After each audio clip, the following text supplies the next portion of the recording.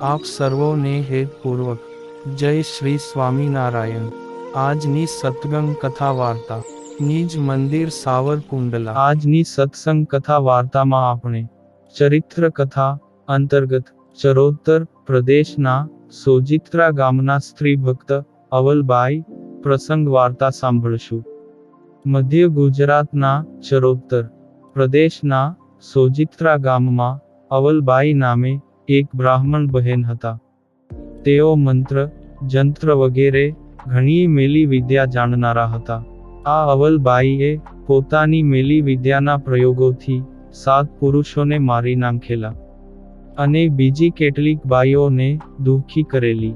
તે પોતાની વિદ્યાના પ્રયોગથી ભગવાન શ્રી હરિને મારી નાખવા સારું અવલબાઈ એક વખત વડતાલ આવ્યા। એ સમયે શ્રી હરિ ગોમતી તળાવ કાંઠે આંબલાના છાંયડે સભામાં સંતો ભક્તો સમક્ષ અમૃત વચનો વરસાવી રહ્યા હતા।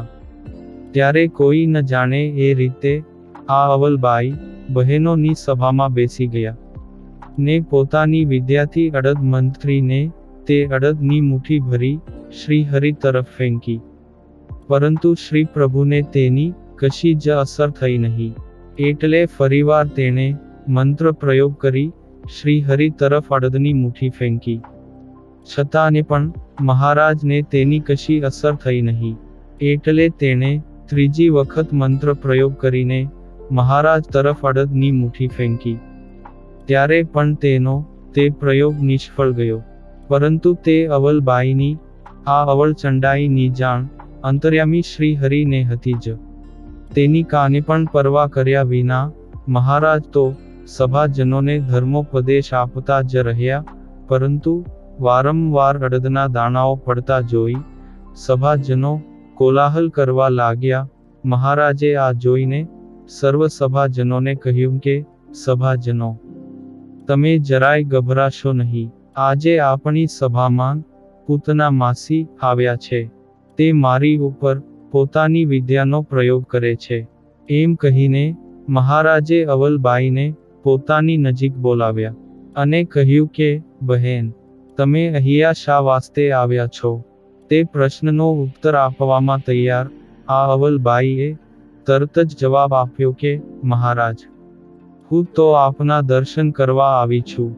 એટલે તેનો જવાબ સાંભળીને શ્રી હરિએ કહ્યું કે, બહેન, તમે જૂઠું બોલો નહીં। હું તમારું કાર્ય અને તમારી ઈચ્છાને જાણું છું। તમે દર્શન કરવા નથી આવ્યા, પરંતુ મંત્ર તંત્રના પ્રયોગ કરવા આવ્યા છો। આ અડદના દાણાઓ તમે મારી ઉપર 3 વખત ફેંક્યા, એ જ આ દાણાઓ ચારે તરફ વેરાયેલા છે। તે દાણા તમે જ ફેંકેલા છે, અને હજી પણ તમારી પાસે પોટલીમાં બાંધેલા અડદના દાણા છે, તે પણ હું જાણું છું। તમે તમારી મેલી વિદ્યાના પ્રયોગથી 7 પુરુષોને મારી નાખ્યા છે, તે પણ હું જાણું છું। પરંતુ અવલબાઈ, તમારી આ વિદ્યાનો પ્રયોગ અમારી ઉપર ચાલશે જ નહીં। અરે, આ સભામાં બેઠેલા કોઈ પણ બાઈ કે ભાઈ ઉપર તમારી વિદ્યાના પ્રયોગની કશી જ અસર નહીં થાય। ત્યારે અવળા માર્ગે ચડી ગયેલા અવલબાઈને સન્માર્ગે વાળવા માટે સદુપદેશ આપતા શ્રી હરિએ કહ્યું કે, અવલબાઈ, ભગવાનની કૃપાથી તમને ઉચ્ચ કુળમાં જન્મ મળ્યો છે, અને એમાંય આ અમૂલ્ય માનવ દેહ વડે આવા મહાપાતક તમે શા માટે કરો છો? આવા પાપના પરિણામ તમારે ભોગવવા જ પડશે। તમે હજી પણ ચેતો તો સારું। તમારી આ પાપી પ્રવૃત્તિ છોડીને ઈશ્વરનો આશ્રય કરો, તો તમારો આ માનવ જન્મ સફળ થશે। ત્યારે પ્રભુ શ્રી હરિના વચનો સાંભળીને અવલબાઈના હૃદયમાં પશ્ચાતાપ થયો, અને તે વિચારવા લાગ્યા કે, આ સ્વામિનારાયણ ભગવાન કહે છે તે વાત સાચી છે। મેં ઘણા પાપ કર્યા છે, અને હજી જો હું સમજીશ નહીં તો મારી અધોગતિ થશે। આમ મનમાં વિચારીને તે અવલબાઈએ સભામાં ઊભા થઈને શ્રી હરિની માફી માગી અને પ્રાર્થના કરીને કહ્યું કે, હે ભગવાન, તમે મને આ પાપમાંથી ઉગારો, હું તમારે શરણે છું। એમ કહીને તેણે આર્ત ભાવથી શ્રી હરિની પ્રાર્થના કરી। તેથી તેની ઉપર કૃપા કરીને શ્રી હરિએ તેને સમાધિ કરાવી, યમપુરીના દુઃખો તેમજ બ્રહ્મ મહોલના સુખોનો અનુભવ કરાવ્યો. પછી મહારાજના સદુપદેશથી અવલબાઈ સત્સંગના નિયમોનું પાલન કરી શ્રી હરિની ભક્તિ કરવા લાગ્યા. ધર્મ નિયમોનું પાલન અને ભગવાનની ભક્તિના પ્રભાવથી તેના જીવનમાં ઘણું પરિવર્તન આવ્યું. અને તે અવલબાઈએ સત્સંગની ઘણી જ સેવા કરેલી.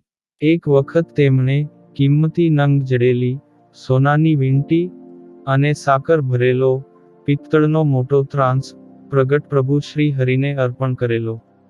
અને આજીવન સત્સંગના નિયમોનું પાલન કરી દેહના અંતે તે અવલબાઈ શ્રી હરિના ધામમાં ગયા હતા. આ પુનિત પ્રસંગ આજે શ્રી સત્સંગ સ્ત્રી રત્નમાળામાંથી સાંભળ્યો. અને હવે પછીની કથા વાર્તા આપણે આગળના ભાગમાં સાંભળશું. અત્યારે આપ સર્વોને ભાવથી જય શ્રી સ્વામિનારાયણ.